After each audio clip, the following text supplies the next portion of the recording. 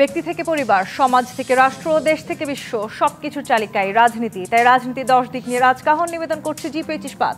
সাথে আছি আমি তাসনুভা তন্নি। 24শে জুলাই সংগঠিত মানবতা বিরোধী অপরাধে মামলার মৃত্যুদণ্ডে দণ্ডিত হওয়ার 10 দিন পর আজ দুদকের করা প্লট বরাদ্দে দুর্নীতির 3 মামলায় ক্ষমতাচ্যুত সাবেক প্রধানমন্ত্রী শেখ হাসিনাকে 21 বছরের কারাদণ্ড দিয়েছেন আদালত। পাশাপাশি শেখ হাসিনার ছেলে সজীব ওয়াজেদ জয় ও মেয়ে সাইমা ওয়াজেদ পুতুল সহ 22 জনকে বিভিন্ন মেয়াদে কারাদণ্ড ও অর্থদণ্ডের আদেশ দিয়েছেন আদালত। এই রায়ের পর্যবেক্ষণে বিচারক বলেছেন, পূর্বাচলে প্লট বরাদ্দে শেখ হাসিনা প্রতারণা করেছেন ও দুর্নীতিবাজ কর্মকর্তা কর্মচারীদের পুরস্কৃত করেছেন। আদালত আরও বলেন, শেখ হাসিনা একজন পলিটিক্যাল লিডার, 4 বারের প্রধানমন্ত্রী। তার কেন এত টাকা লাগবে, এত সম্পদ লাগবে? উনি বরাদ্দ না চাইলে কাগজ ছুঁড়ে ফেলতে পারতেন। ওনার লিগ্যাল অ্যাডভাইজার, ল মিনিস্টার আছে, তাদের দিয়ে মানা করতে পারতেন। এদিকে প্লট দুর্নীতির মামলায় শেখ হাসিনাকে দেয়া আজকের সাজা দুর্নীতিবাজদের জন্য সতর্ক বার্তা হয়ে থাকবে বলে মনে করছেন দুদক চেয়ারম্যান। এর 2 দিন আগে দুদকের তদন্ত বা অনুসন্ধানে কেউ বাধাগ্রস্ত করতে চাইলে তাদের নাম প্রকাশে হুঁশিয়ারি দেন তিনি। অন্তর্বর্তী সরকারের সময়ও দুদককে থামাতে চাইছে কারা। এছাড়া যেই শেখ হাসিনা, তিনি তার প্রায় 17 বছরের শাসনামলে দুর্নীতির বিরুদ্ধে জিরো টলারেন্স বলে বারবার বক্তব্য দিয়েছেন, আজ সেই ব্যক্তি প্লট দুর্নীতির দায়ে 21 বছরের দণ্ডে দণ্ডিত হয়ে কি বার্তা দিলেন? একটি দেশের প্রধানমন্ত্রী হিসেবে শেখ হাসিনার জনগণের ভালোবাসার চেয়ে সম্পদের প্রতি কি তাহলে বেশি লোভ ছিল? এই আলোচনায় আজ রাজকাহন স্টুডিওতে আছেন human rights and piece for বাংলাদেশের প্রেসিডেন্ট অ্যাডভোকেট মঞ্জিল মোর্শেদ, আছেন দুদকের লিগ্যাল অ্যান্ড প্রসিকিউশন বিভাগের সাবেক মহাপরিচালক মইদুল ইসলাম এবং আছেন চর্চা.com-এর সম্পাদক সোহরাব হাসান। স্বাগত জানাচ্ছি আজকে রাজকাহনে। সোহরাব হাসান, আপনাকে দিয়ে শুরু করি। 4 বারের প্রধানমন্ত্রী, তাকে মিথ্যে হলফনামা দিতে হয়েছে, তাকে রাজুকের প্লট নিতে হয়েছে। একটু জানতে চাই, এই প্লটটা কি আসলে তিনি লোভ করে নিয়েছেন, নাকি আসলে আজকে আমরা দেখেছি তার এই যে রায় হলো দুর্নীতি দমন কমিশনের অধীনে, সেই রায়ে আমরা অনেক আমলাদেরকেও আজকে আসলে সাজাপ্রাপ্ত হতে দেখলাম। প্রশ্ন তো আসতেই পারে, তিনি যেমন আসলে বাংলাদেশের মানুষের, সাধারণ মানুষের কথা ভাবেননি, তিনি যেমন লোভ করেছেন, তেমনি আমলারাও কি আসলে নিজেদের স্বার্থ হাসিলের জন্য অথবা উপর মহলকে খুশি রাখবার জন্য এই কাজগুলো করে গেছেন দীর্ঘদিন ধরে? ধন্যবাদ এবং 2 সহ আলোচককে শুভেচ্ছা। রাষ্ট্র চলে আইন দ্বারা,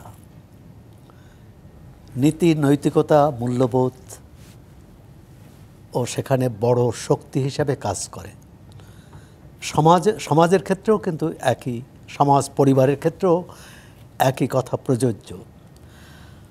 যে বিষয়টি বাংলাদেশের দুর্নীতি সর্বগ্রাসী, এটাই যে সর্বগ্রাসী সাবেক প্রধানমন্ত্রীর প্লট জালিয়াতি বা দুর্নীতি বা প্রতারণার মাধ্যমে পাওয়ার একটি উদাহরণ মাত্র। আদালত, বলবো যে আদালত সঠিক মন্তব্য করেছেন, তিনি লোভ ত্যাগ করতে পারেননি। একজন প্রধানমন্ত্রী, তার ঢাকা শহরে বাড়ি আছে, তিনি কেন মিথ্যা হলফনামা দিয়ে প্লট নেবেন? এটি একটি সত্য। এখন যে, এবং সেজন্য বিচার হয়েছে, তার 3টি মামলায় 7 বছর করে 21 বছরের দণ্ড হয়েছে, তার পুত্র এবং কন্যার 5 বছর করে দণ্ড হয়েছে। প্রশ্ন হলো, এই বিচারটি কি বাছাই করা না সার্বজনীন বিচারের অংশ? যদি সার্বজনীন বিচারের অংশ হয় আমরা স্বাগত জানাই, এমনকি বাছাই করা হলেও সেটাকেও স্বাগত জানাই। তবে বাছাই করা বিচার হলে কিন্তু অবস্থার পরিবর্তন হবে না, দুর্নীতি কমবে না, জালিয়াতি কমবে না। ধরুন উত্তরা বা রাজুক যেসব প্লট বরাদ্দ করেছে, এ পর্যন্ত কতটা নিয়ম মাফিক করেছে, কতটা নিয়ম ভেঙে করেছে, সেটা নানা রকম হতে পারে। এক হচ্ছে ভুয়া হলফনামা, দ্বিতীয় হচ্ছে যার পাওয়ার কথা না, যিনি যে পেশায় নন সেই পেশা দেখিয়ে। আবার আমলারাও আসলে নিজেদের স্বার্থ হাসিলের জন্য খুশি রাখবার জন্য এখানে হলো চক্র। আমলা কথা, প্রধানমন্ত্রীকে সাবেক প্রধানমন্ত্রীকে কেউ প্ররোচিত করেছে, এটা তো বিশ্বাসযোগ্য হবে না, তাই তো? তাকে খুশি করে তারা নিজেরা যদি সুবিধা নিয়ে, অন্যায্য সুবিধা নিয়ে থাকে, অবশ্যই জবাবদিহির আওতায় আসবে। কিন্তু আজকে মামলার রায়টি হয়েছে সাবেক প্রধানমন্ত্রী এবং তার পুত্র কন্যার বিরুদ্ধে। সেখানে কি কি অনিয়ম হয়েছে সেটি আদালত কিন্তু স্পষ্ট করেছে। এই অনিয়ম কোনোভাবেই রাষ্ট্রের যিনি প্রধান ব্যক্তি ছিলেন তার দ্বারা কোনোভাবেই আমরা মানে এটা কাঙ্ক্ষিত ছিল না। কিন্তু বাংলাদেশে কাঙ্ক্ষিত নয় এই ঘটনাই বেশি ঘটে, অনাকাঙ্ক্ষিত ঘটনাই বেশি ঘটে। বরং যেটা আমরা চাই না সেটা বা যেটা চাই সেটা ঘটে না। আওয়ামী লীগ সরকার যখন ক্ষমতায় এসেছিল আপনিই বলেছেন যে জিরো টলারেন্স, দুর্নীতির বিরুদ্ধে জিরো টলারেন্স। বাংলাদেশে এমন কোনো সরকার নেই যারা দুর্নীতির বিরুদ্ধে কথা বলেননি, দুর্নীতির বিরুদ্ধে জেহাদ ঘোষণা করেননি। কিন্তু তারা ক্ষমতার দৃশ্যপট থেকে চলে যাওয়ার পর দুর্নীতির কি বলবো যে দুর্নীতির সাগর আমরা দেখতে পাই। তাদের বলা আসলে যে আমাদেরকে তারা যে ধরনের, যেমন এই আজকের সাবেক প্রধানমন্ত্রীর যেদিন রায় হলো একই দিনে কিন্তু আরেকটি খবর দেখলাম যে ঢাকার উত্তরের প্রশাসক তার দুর্নীতির অভিযোগে তার অনুসন্ধান করছে দুদক। দেখুন, জুলাই অভ্যুত্থানের মধ্য দিয়ে এই সরকার এসেছে দুর্নীতির বিরুদ্ধে, বৈষম্যের বিরুদ্ধে এবং গণতন্ত্র আইনের শাসন প্রতিষ্ঠার লক্ষ্য নিয়ে, এবং সেখানে সরকার যাদের যোগ্য মনে করছেন তাদের। কিন্তু তারপর আসলে যেটি আপনি বলছেন যাদেরকে যোগ্য মনে করা হচ্ছে তারা ক্ষমতায় আসছেন, কিন্তু ক্ষমতায় আসবার পর আসলে পুরো চিত্রটাই পাল্টে যাচ্ছে। সেই প্রশ্নটা একটু আমি করতে চাই মহিদুল ইসলাম আপনাকে। দুদকের সাথে আপনি দীর্ঘদিন ধরে কাজ করেছেন এবং আপনি বেশ উচ্চ পর্যায়ে কাজ করেছেন। শেখ হাসিনা যখন সরকার প্রধান ছিলেন, আজকে যেটি আমরা শুনলাম যে 4 বার আসলে যিনি প্রধানমন্ত্রী ছিলেন তাকেও মিথ্যে হলফনামা দিতে হয়েছে। সেই সময় তো তিনি জিরো টলারেন্সের কথা বলেছেন, তিনি কোনোভাবেই দুর্নীতিকে প্রশ্রয় দিতে চান না সেরকম কথা বলেছেন। তো সেই তার সময়কালটাতেও তো আসলে দুদক ছিল, দুদক নিজে থেকে সেই সময়ও স্বাধীনভাবে কাজ করছে সেরকম প্রতিষ্ঠানই দাবি করতো।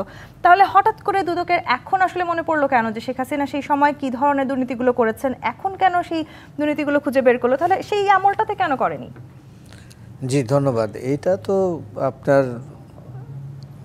মানে দুদকের যে ইয়েটা দেখা যায় আর কি, সেটা হচ্ছে যে যখন সাবেক হয় তখনই দুদক সাবেকের প্রতি মানে সাবেকের বিরুদ্ধে অ্যাকশনে নামে।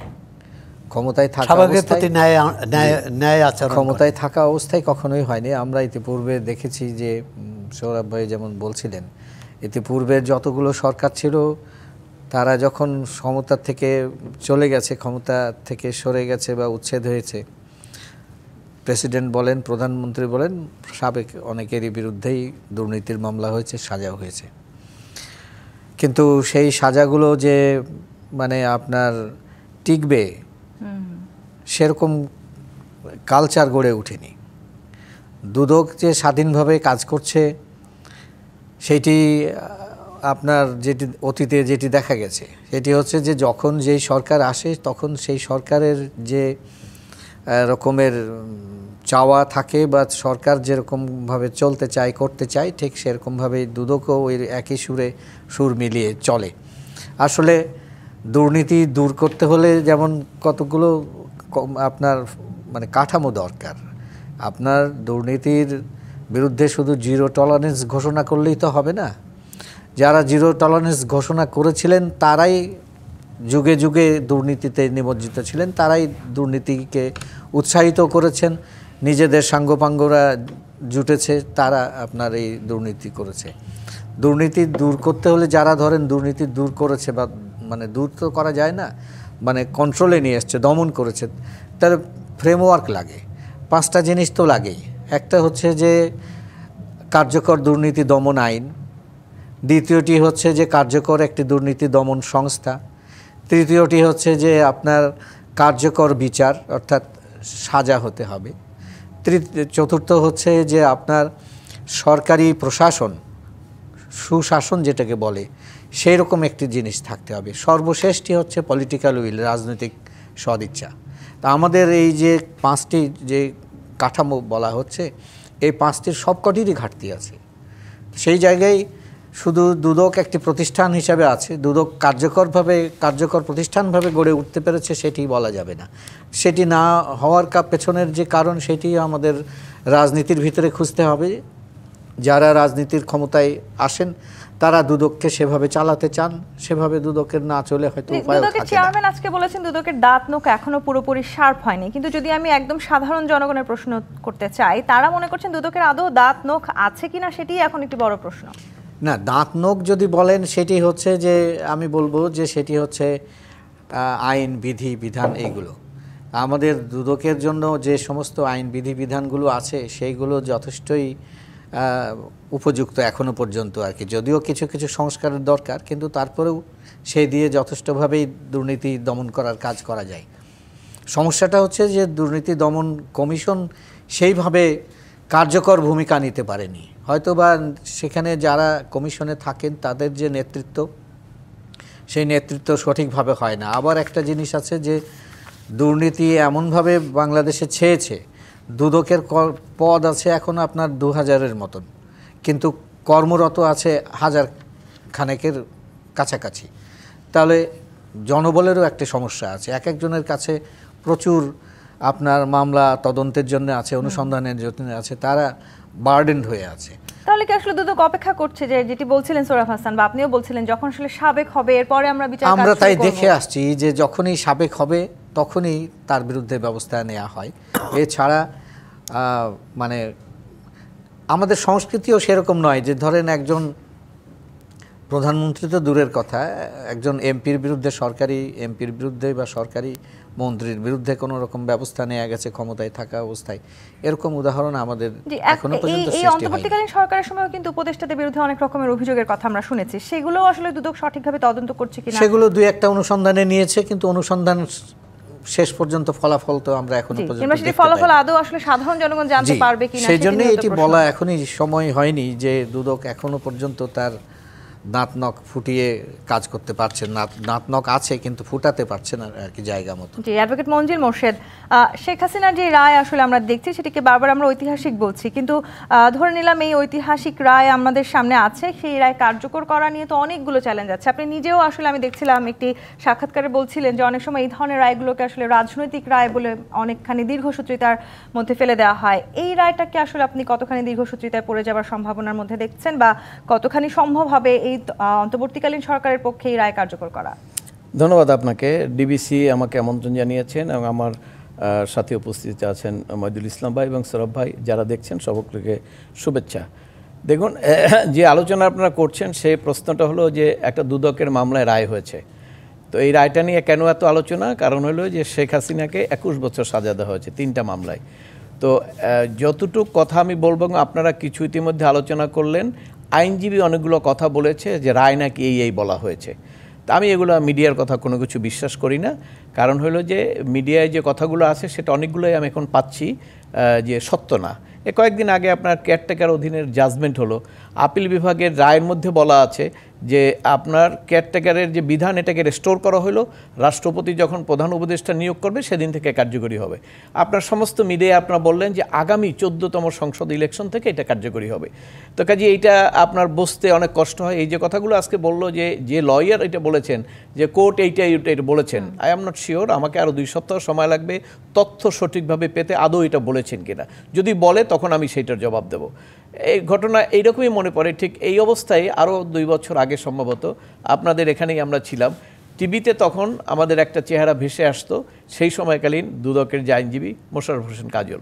তো দুদকের মামলা হলে উনি যেভাবে কথাগুলো বলতেন, আদালতে এই বলেছে, ক্ষমতায় থেকে এইভাবে করা হয়েছে, ঠিক আপনার ওই ব্যাকে যদি যান ওই কথাগুলোই আজকে আবার স্ক্রিনে আপনার যারা ক্ষমতায় আছে তারা বলছেন তাদের মাধ্যমে।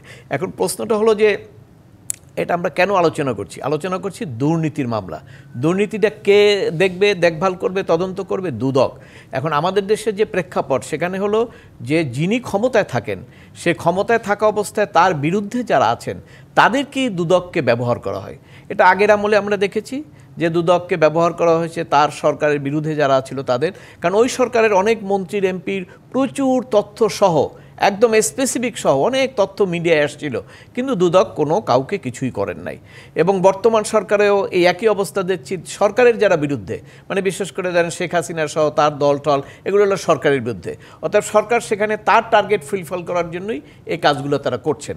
এই কারণেই এটা হতে পারে এটা একটা অপরাধ। এবং আপনার অপরাধের মধ্যে আবার আলোচনাটা ধরেন ওইখানে আমি চলে যাই, এখানে পরে আসি। ধরেন উনি বলছে কি আবেদনই করেন নাই, তা আবেদন না করলে আবার পরে একই কথায় ওনারাই বলতেছেন যে উনি মিথ্যা অ্যাফিডেভিট দিয়েছেন। তো যদি আবেদন না করেন তো তাহলে মিথ্যা এফিডেভিটটা কোত্থেকে আসলো? এটা একটা কন্ট্রাডিক্টরি কথা না? এগুলো বোঝা যায় যে এগুলো একটা আলোচনার জন্য করা হচ্ছে এবং বলা হচ্ছে। যদি অরিজিনালি অপরাধ হয়, সেটা প্রধানমন্ত্রী হোক বা যে কোনো লোকই হোক, তার বিচার হোক, সেটার কোনো বিতর্ক নাই। কিন্তু আমাদের কাছে বিতর্কটা তখনই আসে যখন আমরা দেখি যে কোনো কিছুকে একটা রাজনৈতিক হাতিয়ার হিসেবে ব্যবহার করা হয়। এবং আগেও দেখেছি, এখনও দেখছি। এখন যেন মাননীয় প্রধান বিচারপতি কয়েকদিন আগে একটা কথা বলেছেন একটা সেমিনারে, সেটা হলো যে আপনি বিচারকরা যাই বিচার করেন, সেই বিচারের ব্যাপারে মানুষের মধ্যে কি আস্থা আছে, এইটা হলো সবচেয়ে ইম্পর্টেন্ট। যে মানুষ যদি মনে করে যে এটা বিচার হয়েছে, তাহলে ওইটাই বিচার, নাইলে আপনি বিচারক যাই বিচার দেন, এর কোনো ভ্যালু নাই। কারণ আজকের প্রেক্ষাপটে আমরা দেখেছি যে প্রশ্ন আপনি আমাকে করেছেন, আগেও বলেছেন, সেটা হলো রাজনীতি। দেখেন প্রত্যেকটা বিচারের মধ্যে রাজনীতি কেন আসে? এর আগের সময় খালেদা জিয়ার বিরুদ্ধে মামলা হতো, তারেক জিয়ার বিরুদ্ধে মামলা হতো, ওনারা রাজনৈতিক বড় লিডার, যার ফলে ওনাদের যে সাপোর্টাররা তারা এটা অ্যাকসেপ্ট করতো না যে ওনাদের এই অপরাধ আছে, যার ফলে আমি সেটাই আসি। এবং সেই কারণে দেখবেন যত রায় হয়েছে তার মধ্যে কোনো অপরাধ কি অনেকের কিছু ছিল না? নিশ্চয়ই 2-4টা তো ছিলই, কিন্তু কোনোটাই কিন্তু আলোচনায় আসে না। সবই বলা হচ্ছে রাজনৈতিক এটা বিরোধিতার কারণে। ঠিক আজকেও যারা নাকি আওয়ামী লীগ করেন, যারা শেখ হাসিনার সমর্থক বা যারা 14 দলের সমর্থক, কেউই আপনাকে বলবে না যে এইটা একটা সঠিক জাজমেন্ট হয়েছে। কেন? ওই যে রাজনৈতিক নেতা উনি, এবং রাজনৈতিক নেতার কারণে এটাকে রাজনৈতিক দিকে গেছে, এবং রাজনৈতিক দিকে যাওয়ার জন্য সুযোগটা করে দিয়েছে তদন্তকারী কর্মকর্তা এবং সরকার। কারণ আপনি ধরেন এই যে বিচারটা হলো, আপনি বলেন তো এইরকম প্লট জালিয়াতির বিচার কতগুলো পেন্ডিং আছে, কয় বছর থেকে পেন্ডিং আছে, বহু মামলা পেন্ডিং আছে, সেটা কেন বিচার হলো না? এটা কেন বিচার হলো? আর এখানে আপনি বলতেছেন বিচার হলো, বিচারের মধ্যে তো অনেক ত্রুটি থাকে। সেটা হলো তিনটা মামলা কেন? আপনার পূর্বাঞ্চলে তো আমরা জানি যে প্লট কত 8 জন মনে হয়, সম্ভবত 8 জনে একটা প্লট নিয়েছে। তো প্লট জালিয়াতি হইলে প্রধানমন্ত্রীর নির্দেশে তার ছেলেরা নিয়েছে, মেয়েরা নিয়েছে, আত্মীয় স্বজন, এটা তো একটা মামলা হয়। তা আপনি সেখানে 3টা মামলা কিভাবে করলেন? একটার মধ্যে শেখ হাসিনা প্রধান আসামি, আর একটার মধ্যে তার ছেলে জয় আসামি, আর একটার মধ্যে তার মেয়ে প্রধান আসামি। তো এইভাবে 3 জন আসামি করে ভাগ বটারা করে আপনি 3টা মামলা দেখালেন এবং 21 বছর জেল দিলেন।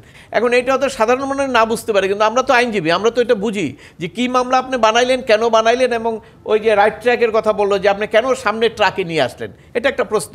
যখনই আপনি একটা বিচারকে স্বাভাবিক গতির থেকে একটা স্পেশাল গতি দিবেন, তখনই এটাকে মানুষ মনে করবে এটা রাজনীতি আছে। এবং এই কারণে আপনি যদিও অপরাধ করে থাকে এটাকে আর অপরাধ হিসেবে দেখা হবে না, কারণ আপনার কর্মকাণ্ডের কারণে এটা একটা রাজনৈতিক বেড়াজালে পড়ে যাবে। আপনি যে রাজনৈতিক হাতিয়ারের কথা বলছেন, ইতিমধ্যে বিবিসি বাংলাকে সজীব অজিত জয় তিনি আসলে এই মামলার এগেইনস্টে গিয়ে এক ধরনের ইন্টারভিউ দিয়েছেন। সেখানে তিনি সাক্ষাৎকারে বলেছেন নির্বাচন থেকে তাদেরকে দূরে রাখতেই এই রায় দিয়েছে আজকে।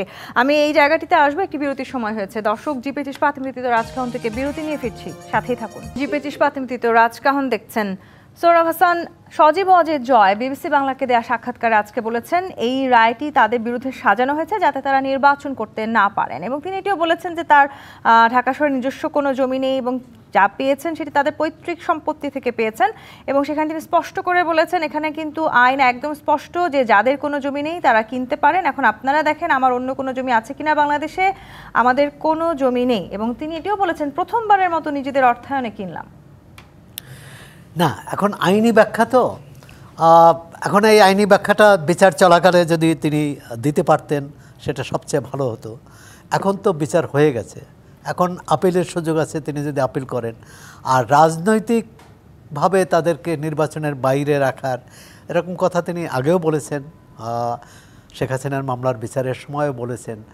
এখন এই সরকার তো রাজনৈতিক মানে নির্বাচন থেকে আওয়ামী লীগকে বাইরে রাখার তো আদেশই দিয়ে দিয়েছে, মানে আইনই করেছে, নির্বাহী আদেশে আওয়ামী লীগের কার্যক্রম নিষিদ্ধ করেছে। তা যে দলের কার্যক্রম নিষিদ্ধ তাকে তো নির্বাচনে আসার কোনো সুযোগ নেই। এই মামলা না হলেও তো আওয়ামী লীগ আসতে পারতো না। সুতরাং এই মামলার একমাত্র উদ্দেশ্য নির্বাচন থেকে বাইরে রাখা, আর সেই যুক্তি টেকে না। এখন তাদেরই প্রমাণ করতে হবে যে প্রথমত হচ্ছে যে অন্যায়ভাবে রায়টি ন্যায়সঙ্গত হয়নি এবং তারা অন্যায়ভাবে কোনো বরাদ্দ নেননি, এটি কিন্তু তাদের প্রমাণ করতে হবে, কারণ এখানে তারা বরাদ্দ প্রাপ্ত। এখন আরেকটা প্রশ্ন আসতে পারে, এরকম বরাদ্দ প্রাপ্ত অন্যায়ভাবে বা অন্যায্যভাবে আইন ভঙ্গ করে তো হাজার হাজার আছে, এখন হাজার হাজার বিচার হলো না কেন সেটা এক অন্য প্রশ্ন। কিন্তু যেটার বিচার হয়েছে সেখানে দেখতে হবে এখানে আইন লঙ্ঘন হয়েছে কিনা, মানে বিচারের যে সব যুক্তি দেখানো হয়েছে, যে সব তথ্য প্রমাণ দেখানো হয়েছে সেখানে ব্যত্যয় ঘটেছে কিনা, এটা পাল্টা কোনো যুক্তি পাল্টা তথ্য প্রমাণ দেয়া যাবে কিনা। হ্যাঁ, এখন বাবা মারা গেলে পুত্র বা কন্যাই সম্পত্তির মালিক হন। এখন সেটা তার বাড়ি হিসাবে বা তার জমি হিসাবে বিবেচিত হবে কি না, এটি মঞ্জিল ভাইয়া বলতে পারবেন যে আইন কি বলে। আর যে আসলে হচ্ছে এই যে রাজুক প্রতিষ্ঠিত হয়েছিল কেন? রাজুক তো বড়লোকদের বড়লোক করতেছে, ধনীদের আরও ধনী এবং ধনকুবের বানাচ্ছে। এটা তো রাজুকের কাজ ছিল না। রাজুকের কাজ ছিল যে ঢাকা শহরে যাদের মাথা গোজার ঠাঁই নেই তারা যাতে কম দামে মাথা গোজার একটা ঠাঁই পায়। এখানেই তো তাহলে প্রশ্নটা ওঠে, দুদক আসলে তাহলে এই ধরনের দুর্নীতি যারা করছেন, যারা ক্ষমতায় থেকে দুর্নীতি করছেন, সেই সময় দুদক কোথায় থাকে? তখন তারা আসলে আপনি দুদককে শুধু দায়ী করার অর্থ না, দুদক তো রাষ্ট্র কাঠামোর একটা উপাদান, একটা প্রতিষ্ঠান। আপনি রাষ্ট্র কাঠামোয় যখন দুর্নীতিকে প্রশ্রয় দেয়, আপনি সরকারি দলের এমপি হলে বিশেষ সুযোগ পাবেন, বিরোধী দলের এমপি হলে পাবেন না। আপনি এমপি হলেই আপনি গাড়ি পাবেন। মানে আমাদের আইনত হচ্ছে অন্যায্য আইন। মানে যে সংসদ আওয়ামী লীগ, বিএনপি, জামাত ইসলামী কেউ মানেনি, চতুর্থ সংসদ, সেই সংসদে একটা আইন হলো যে এমপিরা বিনা শুল্কে গাড়ি পাবে। পরবর্তীকালে এতগুলো সরকার গেল, এতগুলো সংসদ গেল, মানে কেউ সেটা বাতিল করে নাই। এটাও তো দুর্নীতি। সুতরাং দুর্নীতির যে ভয়াবহ রূপ, এটি দুদক, মানে এখন দুদকের যে কাঠামো, সিস্টেম আসলে হয়তো এই ভয়াবহ রূপটাকে ধারণ করেই চলছে অনেকটা। মহিদুল ইসলাম, বিচার বাছাই করে করা হয় কিনা সেই প্রশ্নটা আসলে করা যেতেই পারে। কারণ আমি যদি একটু বলি, অভ্যুত্থানের পরেই প্রথম দুদকের কোনো মামলায় রায় হয়েছে, এবং সেটি কিন্তু এই শেখ হাসিনা অর্থাৎ যারা ক্ষমতাচ্যুত সরকারে ছিলেন তাদের এই রায় হলো। এই অভ্যুত্থানের পরবর্তী এই 1.5 বছরেরও বেশি সময় কি আসলে অন্য কোনো মামলার রায় আমরা কেন দেখতে পেলাম না? অন্য কেউ কি তার মানে এত দুর্নীতি করেননি? সেটা আপনার কাছে সঠিক ইনফরমেশন নেই, কারণ দুদকের আরো দুদকের তথ্যই বলছে অভ্যুত্থানের পর এই প্রথম দুদকের করা কোনো মামলা রায় হলো। অভ্যুত্থানের পরে মামলা দায়ের করে রায় করার কথা বলছেন? জি হ্যাঁ, সেটা হতে পারে। আগের পেন্ডিং মামলা তো, আগের পেন্ডিং যে মামলাগুলো ছিল সেগুলো রায় তো টুকটাক করে হচ্ছে, সেগুলো হয়তো এরকম আপনার ফিগার নয় বলে প্রচারে আসেনি, কিন্তু রায় আপনার বিচার চলছে। একেবারেই যে রায় হচ্ছে না তা নয়, কিন্তু যেটি আপনি বলছেন যে এই আমলের দায়ের করা মামলা এই আমলেই বিচার হয়ে গেল আর কি, হ্যাঁ সেইটার ক্ষেত্রে হতে পারে যে এটা একটা আপনার বিশেষ নজর পেয়েছে কিংবা বিশেষ গুরুত্ব পেয়েছে। বিশেষ নজর, বিশেষ গুরুত্ব পেয়েছে হয়তো সেই কারণেই, যেহেতু এইটি সেরকম ব্যক্তি আসামি আছেন, সেরকম ব্যক্তিরা, কাজে এই মামলাটি বিশেষভাবে আপনার ফলো করা হয়েছে যাতে করে তাড়াতাড়ি করে অনুসন্ধান করা যায়, যাতে করে তদন্ত শেষ হয়। ছিলেন তখনও তো তারা বিশেষ ছিলেন, তখন দুদকের কাছে এই মামলাগুলো বিশেষ মনে হয়নি। তখন তো তারা ছিলেন ক্ষমতায়, তাদের নির্দেশে কাজ চলতো, তাদের বিরুদ্ধে মামলা করার মতন শুধুমাত্র যে দুদক সেটা নয়, অন্য কাউরই সেরকম অবস্থা ছিল না, অন্য কেউই তাদের নির্দেশ অমান্য করেনি। আজকের এই রায়ের মধ্যে দিয়ে আপনি কি মনে করেন সেটি এক ধরনের সতর্ক বার্তা পেয়েছি আমরা, বা সেই সক্ষমতা কি দুদকের হবে? এই কথাটাই যে আমি চাচ্ছিলাম, সেটা হচ্ছে যে এই সাবেক প্রধানমন্ত্রীর সাজা এটি কি বাংলাদেশে প্রথম হলো? বাংলাদেশে এটি প্রথম হয়নি। সাবেক প্রেসিডেন্টের সাজা হয়েছে, সাবেক প্রধানমন্ত্রীর সাজা হয়েছে। সাবেক প্রেসিডেন্ট শেষ পর্যন্ত সাজা খেটেছেন, সাবেক প্রধানমন্ত্রী শেষ পর্যন্ত সাজা খাটেননি। এটাই পরিবর্তিত পরিস্থিতির প্রেক্ষিতে সেই মামলা না সেটি সাজা খাটা নয়, হাজত খাটা বলতে পারেন আর কি। সাজা তো আর হয়নি, শেষ পর্যন্ত খালাস হয়ে গেছে। কাজেই এইটা দেখেই যে বার্তা আপনার এরকমটা যাবে মানুষের কাছে, যে দুর্নীতি করলে বাবা এরকম হয়ে যাবে, সেরকমটা নয়। আরেকটি যেটি বলছেন সেটা হচ্ছে যে এই মামলাটা তো বিশেষ গুরুত্ব দিয়ে দ্রুততম সময়ের ভিতরে নিষ্পত্তি করার চেষ্টা করা হয়েছে এবং হয়েছে।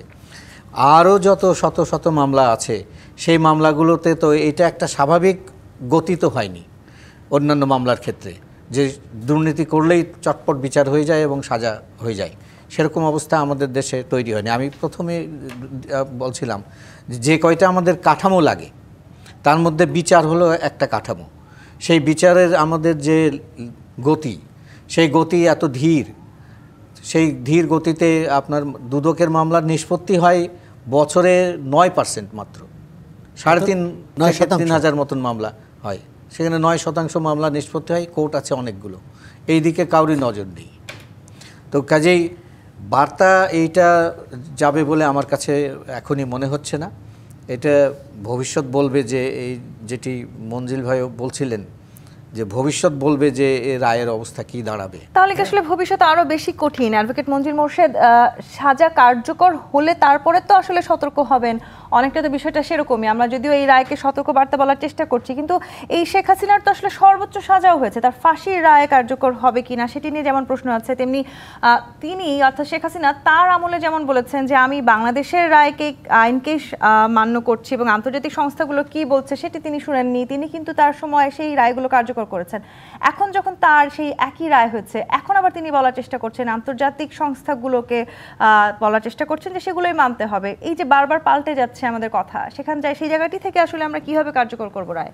ধন্যবাদ আপনাকে। দেখুন, যে কথাটা এসছে সেটি হলো, আপনি যে কথাটা বলেছেন এটা একটু আগে উত্তর দেয়, সেটা আপনি বলেছেন যে পরিবর্তনের পরে প্রথম রায় মানে অভিযুক্ত করে, আর এটা থেকে মাইদুল ভাই ধারণা করেছিল আর কোনো রায় হয় নাই, এবং উনি কিন্তু বলেছে রায় হয়েছে, কারেক্ট রায় হয়েছে, সবাই খালাস হয়েছে, কারণ সবাই বিএনপির নেতা টেতা ছিল, যার ফলে ওই যেগুলো আগে সাজা হতে পারতো এগুলো এইখানে আসার পরে ক্ষমতার যারা অংশীদার থাকে তাদের রায়টা খুব একটা হয় না।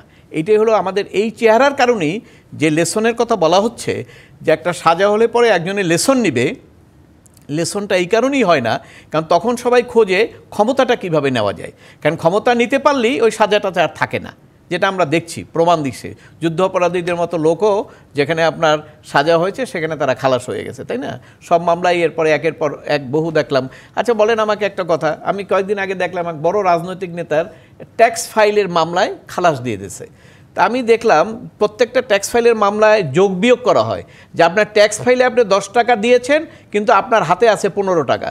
তো এই মামলায় তো কোনো খালাসের সুযোগ নাই, কারণ আপনার 5 টাকার ট্যাক্স তো আপনার খালি আছে দেখেই, ফাঁকি দিয়েছেন দেখে এই মামলাটা হয়েছে, নাহলে মামলা হওয়ারই কোনো সুযোগ নাই। তো সেই মামলায় কীভাবে খালাস হয় আমি বুঝতে পারি না, কিন্তু সেই মামলাও তো খালাস হয়ে গেছে। তো এই জন্য ওই প্রধান বিচারপতির বক্তব্যটাই কথা, যে বিচার কি করলেন ওইটা বিষয় না, বিচারের প্রতি মানুষের আস্থা কতটুকু এইটার ব্যাপার। তো বাংলাদেশের বিচার ব্যবস্থা নিয়ে মানুষের আস্থার ব্যাপারটা আপনাকে আগে অর্জন করতে হবে। বিচার বিভাগের উপরে আস্থা কি আছে, বিশেষ করে এই যে দুদকের মামলা, এগুলোকে হাতিয়ার হিসেবে মনে করে মানুষ।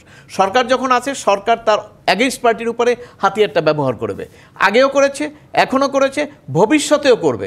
আপনি এটা মনে করার কারণ নাই যে আজকে যারা আছে তারা যদি একসময় চলে যায় তাদের বিরুদ্ধে একইভাবে যে ব্যবহার করা হবে না, এই নিশ্চয়তা কেউ দিতে পারবে না, কারণ আমাদের দেশে কোনো সিস্টেম এখনও এস্টাবলিশড হয় নাই।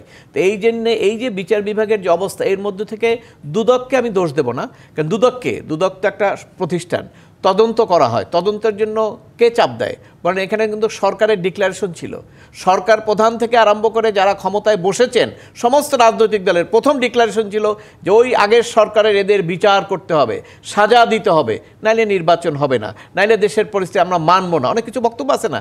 তো ওইগুলো তো মানুষ শুনেছে না, তো ওইগুলো শোনার পরে ওই আইও, ওই দুদক, ওই বিচারক, তারা কি এইটার অ্যাগেনস্টে যেতে পারবে? এই স্পিরিটের অ্যাগেনস্টে যাওয়ার তো সুযোগ নাই, কারণ এখন তো দেশটা যারা অলরেডি 5ই আগস্টের পরে যারা ক্ষমতায় এসছেন, বিজয় অর্জন করেছেন, তারাই তো ক্ষমতায়, আর তো কেউ কোনো সিনে নাই। তাহলে তাদের কথা তো আমাদের শুনতে হবে, এবং সেই শুনতে গিয়ে আজকে দেখেন মিডিয়ার কি অবস্থা হয়েছে, মিডিয়া স্বাধীনভাবে দাঁড়াতে পারছে না, বক্তব্য দেওয়ার ক্ষেত্রে স্বাধীনভাবে দিতে পারছে না। আমরা দেখছি না এই 2 সপ্তাহের মধ্যে 2 জনের কন্টেম্প্ট হয়ে গেছে, তাদের মানে কথা বললে কন্টেম্প্ট হয়ে যেতে পারে, এই কোনো কথাও তো অনেকে বলবে না। যারা যখন ক্ষমতায় আসছেন তারা তখন দুদককে নিজেদের মতন করে, রায়কে নিজেদের মতন করে কার্যকর করার এই কারণেই দুদক এই ব্যবহারের কারণেই হয়তো অপরাধ আছে, আমি বলবো না যে অপরাধ নাই, হতে পারে, এটা অ্যানালাইসিস আমি ফাইল দেখি নাই, হতে পারে অপরাধ আছে, আর অপরাধ নাও থাকতে পারে। কারণ প্রধানমন্ত্রীর ওখানে নিয়ম হলো, আপনি কি ধরেন প্লট বরাদ্দের নিয়ম যেটা, সেটা হলো আপনি আবেদন করবেন, আবেদন করার পরে লটারিতে একটা হয়, আর একটা হলো স্পেশাল প্রভিশন আছে 13A, সেখানে হলো বিশেষ বিবেচনা আপনাকে দিতে পারে, সরকার প্রধান দিতে পারে, আইনে তার ক্ষমতা আছে। তো সরকার প্রধান যদি সেখানে বিশেষ বিবেচনা দেয়, অনেক কি দিতে পারে, বর্তমান সরকারও দিবে, তো সেক্ষেত্রে তো ওইটা অপরাধ হওয়ার কথা না। আর যেটা বলা হচ্ছে যে জালিয়াতি, এখন আমি তো তাদের এক এক সময় এক এক বক্তব্য দেয়, এটা মিলানো যায় না আসলে কি অপরাধ। আমরা একটা বিরতি নিয়ে ফিরতে চাই দর্শক, জি25 ইস্পাত-নিমিত্ত রাজকাহন থেকে আরেকটি বিরতি নিয়ে ফিরছি, সাথে থাকুন। জি25 ইস্পাত-নিমিত্ত রাজকাহন দেখছেন। মহিদুল ইসলাম, ক্ষমতার অংশীদারদের সাজা হয় না কেন? দুদক কি তাহলে শুধুই যারা ক্ষমতার অংশীদার তাদের হয়েই কাজ করছে? না, ওই যে বারবার শুধু দুদককে বলবার ইয়েটা নয়, কারণ আপনার সাজা দিতে গেলে হয়তো দুদকের যেটুকু থাকে সেটুকু হচ্ছে তদন্ত করা, কিন্তু তদন্তের পরে বিচারের একটা জায়গা থাকে, বিচারের সাথে সাক্ষী থাকে, লয়ার থাকে, বিচারক থাকে, এই সমস্ত মিলিয়ে তারপরে হয়। তো ক্ষমতাসীনদের এগেনস্টে মামলাই তো হয় না, ক্ষমতাসীন যারা থাকেন তারা এমনভাবেই চরম ক্ষমতা প্রয়োগ করেন যে তাদের বিরুদ্ধে শুধু দুদক নয়, অন্য কেউই কোনো কিছু করবার মতন সাহস করতে পারে না। আমাদের যে মানে রাজনৈতিক এবং সামাজিক যে সংস্কৃতি তৈরি হয়েছে তাতে করে সেই জায়গায় দুদকের একা কিছু করবার নয়। যদি ধরেন যে বাইরের পরিবেশটা এমন থাকতো যে দুর্নীতির বিরুদ্ধে সবাই কথা বলছে, যে আমার ধরেন রাজনৈতিক দলগুলো যদি তাদের নমিনেশনের ক্ষেত্রে এইগুলো বিবেচনা করত, এগুলো কি বিবেচনা করে? যখন নমিনেশন দেয় তখন কাকে নমিনেশন দেয়? যে যত টাকা দিতে পারে তাকে নমিনেশন দেয়। তাহলে সেই জায়গাতে আপনার দুদকের একার পক্ষে এইগুলো সামলানো খুবই মুশকিল। আমি যে কথাটা বলছিলাম যে 5টা জিনিস যতক্ষণ পর্যন্ত আপনি 5টা কাঠামোকে শক্তিশালী করে তৈরি করতে না পারবেন ততক্ষণ পর্যন্ত দুদকের এই ভূমিকা ভালো মতন করে পাওয়া যাবে। এই 5টা কাঠামোকে শক্তিশালী করতে তো আসলে পলিটিক্যাল উইলটাই প্রথম, সবার এক ধরনের সবার রাখবে, রাজনৈতিক যে সদিচ্ছা সেইটি লাগবে। রাজনৈতিক সদিচ্ছা যদি লাগে তাহলে আমরা আজকের পরিবেশ কি দেখছি, ধরেন রাজনৈতিক দলগুলোর ভেতরে যে আগে যা ছিল তার থেকে খুব বেশি কি পরিবর্তন হয়েছে? যারা বিদ্যমান রাজনৈতিক দলগুলো আছে সেইগুলো তো পরিবর্তন খুব একটা। সোহরাব হাসান, এই যে রাজনৈতিক পরিবর্তনের কথা বলছেন মহিদুল ইসলাম, কিংবা আসলে যদি আমরা সতর্কবার্তারও কথা বলি, সেটিও তো নিশ্চয়ই সেই সতর্কবার্তার জন্যও তো রাজনৈতিক দলগুলো সদিচ্ছার প্রয়োজন আছে। যখন আমরা শুনি আসলে যে যখন যারা ক্ষমতায় থাকেন তখন ক্ষমতায় এসে তারা তাদের পেছনে যত মামলা আছে সব রায় পরিবর্তন করে ফেলেন, সতর্কবার্তা আদৌ আমরা পাবো? সদিচ্ছার প্রশ্ন আসলেই কিন্তু অনিচ্ছা চলে আসে বা অসৎ ইচ্ছা চলে আসে। প্রশ্ন হচ্ছে রাষ্ট্র আইন অনুযায়ী চলবে, আইন সঠিক হতে হবে, বিচার সঠিক হতে হবে, আইন যারা পরিচালনা করে তাদের জবাবদিহির আওতায় আনতে হবে, আইন যারা প্রয়োগ করে তাদের জবাবদিহির আওতায় আনতে হবে। এখন আমরা অনেক ক্ষেত্রেই ধরেন বিচার বিভাগকে বললাম যে বিচার বিভাগে বিচার পায় না মানুষ, তাই বিচার পাওয়ার তো আরও যে ভিত্তিগুলো তৈরি করা দরকার, তদন্ত দরকার, আইন প্রয়োগকারী সংস্থার যে দায়িত্ব পালন করার কথা সেটি করে। আওয়ামী লীগ আমলে ICT ডিজিটাল নিরাপত্তা আইন হয়েছিল কিসের কারণে? মানুষকে সুরক্ষা দিতে, ডিজিটাল মাধ্যমে যাতে অপরাধ না ঘটে। কিন্তু ওই আইনটা করাই হলো বিরোধী দল এবং সাংবাদিকদের বিরুদ্ধে, সাংবাদিকদের নিপীড়নের জন্য, যে যাতে সরকারের বিরুদ্ধে কেউ কোনো কথা না বলতে পারে।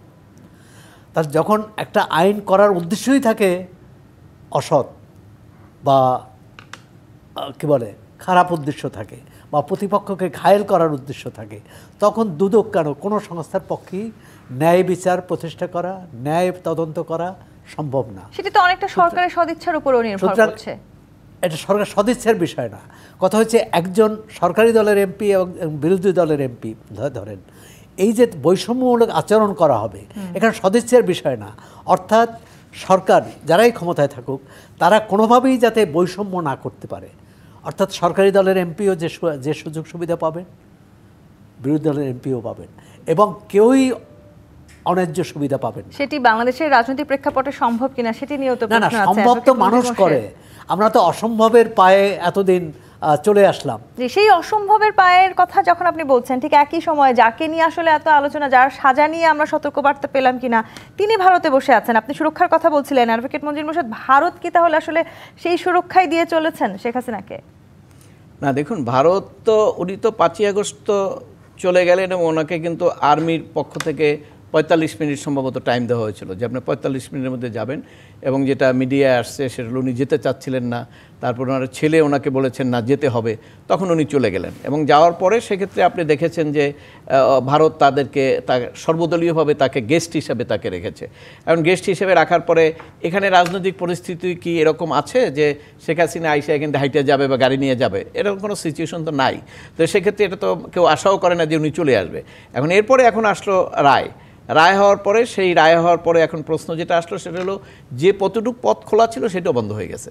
কারণ হলো যে ফাঁসি যখন হয় তখন বিশ্বব্যাপী কেউই আর ওই যে দেশে ফাঁসি হয় ওই দেশে কোনো লোককে যাওয়ার জন্য কোনো চাপ দেয় না। কিন্তু খোদ এই শেখ হাসিনাই তো তার আমলে এই ফাঁসির রায়গুলো কার্যকর করে না, সেটা তো এখানে ছিল। এই জন্য তো এখানে এই দেখেন এই তিনটা মামলায় বাইরে থেকে তো মঈনুদ্দিনকে তো আনতে পারে না, শেখ মুজিবের যারা হত্যাকারী কানাডায় আছে তো আনতে পারে না। এখানে যারা ছিল তাদের মধ্যে ধরেন 3 জন অপরাধী, শেখ হাসিনাকে ধরছে কামাল সাহেব আর হইলো আপনার আইজিপি। তো আইজিপি তো এখানে আছে, ফাঁসি তো আইজিপির কার্যকরী হয়ে যেতে পারে, কিন্তু আইজিপি কিন্তু সেখানে তার দল ত্যাগ করে সে রাজসাক্ষী হয়ে সে একজন আপনার সরকার সমর্থিত আইনজীবীর সাপোর্টে নিল এবং নিয়ে সেখানে আস্তে করে সে 5 বছর সাজা হয়ে গেল। এবং সেটা আপনার অপরাধ কিন্তু একই, কারণ কার্যকরী কিন্তু আইজি করেছে। যদিও আপনি বলেন যে প্রধানমন্ত্রীর নির্দেশনা ছিল, আইন কানুন ওই আলোচনা আমরা যাব না, কিন্তু আইজির নির্দেশ ছাড়া কোনো এসপি বা ডিসি কোনো কাজ করবে না। তো ওনার তো সম্পূর্ণ সম্পৃক্ততা, কিন্তু উনি কিন্তু এখান থেকে মেকানিজম করে উনি কিন্তু চলে গেলেন। তো সেজন্য বলছি আপনি যে সাজাই দেন না কেন, সাজাটা দিতে হবে তো irrespective of violation of law. কারণ আমি যদি ভায়োলেশন করি আপনি আমাকে সাজা দিবেন না, আপনি ভায়োলেশন করলে সাজা দিবেন, এটা নিয়ে বিতর্ক হবেই। এই বিতর্ক হওয়ার পেছনে 2টা কারণ আছে। একটা প্রবাদ আছে আপনি জানেন, আইন হলো অন্ধ আর আইনের 2 দিকে ঘাটে। অন্ধ মানে আপনি একজনকে অন্ধ লোককে কিন্তু আপনি ধরে ডান দিকেও নিয়ে যেতে পারবেন, বাম দিকেও নিয়ে যেতে পারবেন। আর আইনের 2 দিকে ঘাটে, তার মানে আপনি যখন এই পাশে যে থাকবে তাকেও আপনি কাটতে পারবেন, ওই পাশে যে থাকবে তাকেও আপনি কাটতে পারবেন। বাংলাদেশের সবচেয়ে বড় প্রবলেম হলো বাংলাদেশে খুব ভালো ভালো বিধান আইন আছে, কিন্তু যে যখন ব্যবহার করে তার পকেটে রেখে যেটা তার প্রয়োজন হয় সেইটা ব্যবহার করে, যেটা প্রয়োজন হয় না সেটা বাম পকেটে রাখে। এবং বর্তমানেও তাই চলছে। সংবিধানের অনেক বিধান আছে, যেটা সরকারের প্রয়োজন সেটা সংবিধান দিয়ে করে, আর যেটা সংবিধান প্রয়োজন না সেটা বলে আমাদের ম্যান্ডেট আছে 5ই আগস্ট। তাহলে এই শেখ হাসিনার সাজা কার্যকর করতে আমাদের সামনে বেশ বড় বড় চ্যালেঞ্জ আছে বলে কি মনে করেন? সাজা তো এটা প্রাথমিক সাজা, সেই সাজা তো আপনার এপিলের স্টেজ আছে। উনি যখন আসবে তখন সেখানে এপিল হবে এবং সেই এপিল হওয়ার পরে চূড়ান্ত সিদ্ধান্ত হওয়ার পরে অনেক সাজাই তো নিম্ন আদালত থেকে হয়, আপিল বিভাগে গিয়ে টিকে না। এটা জানেন আপনারা, বহু ফাঁসি আপিল বিভাগে গিয়ে খালাস হয়ে যায়। এই কিছুদিন আগেও আপনি জানেন যে 18 বছর জেল খাটার পরে তার ফাঁসির আদেশ বেআইনি হয়ে গেছে। তো এগুলো বিশ্বব্যাপী সব জায়গায়। এটা যেহেতু প্রাথমিক সাজা, এখানে এখনই কার্যকরী করার সুযোগ নাই। এটা এপিল আছে এবং যখন আসবে এপিল করবে, এপিল হওয়ার পরে সেখানে হবে এখানে একটা বিতর্ক হতে পারে, অনেকে জানেন না সেটা বলবেন যে আপিল করার সুযোগ 30 দিন, এটা ওই আইনের কথা। কিন্তু সুপ্রিম কোর্টে যখন যান, সুপ্রিম কোর্ট রুলস আছে, সেই রুলস অনুসারে যেখানে আবেদন করবেন সেখানে একটা টাইম টেবিল আছে, ওই টাইম টেবিলের মধ্যে আবেদন করতে পারেন। যদি না করেন তাহলে আপনি কন্ডেনেশন অ্যাপ্লিকেশন দিয়ে সেটা যখন আসবেন সেই তখনই করতে পারবেন। যেমন রিসালদান মুসলিউদ্দিন ইন্ডিয়া থেকে কয় বছর পরে আসছিল, উনি তো এসে আপিল করেছেন, আপিল করার পরে দ্রুত শেষ হয়ে তারপরে ফাঁসি কার্যকরী হয়েছে। যেমনটা না যে 30 দিনের মধ্যে আপিল না করলে এটা চূড়ান্ত হয়ে গেল, তা না। এখানে এপিল হবে, এপিলের ফাইনাল ডিসিশন হবে, এপিলেট ডিভিশন যে সাজাটা সেটাই চূড়ান্ত। মইদুল ইসলাম, অসংখ্য ধন্যবাদ আজকে আমাদেরকে সময় দেওয়ার জন্য। দর্শক, আজকের মতো বিদায় নিচ্ছি জি25 নিবেদিত রাজকাহন থেকে। ফিরবো আগামী রোববার রাত 10টায় নতুন রাজকাহন নিয়ে। ডিবিসির সঙ্গেই থাকুন।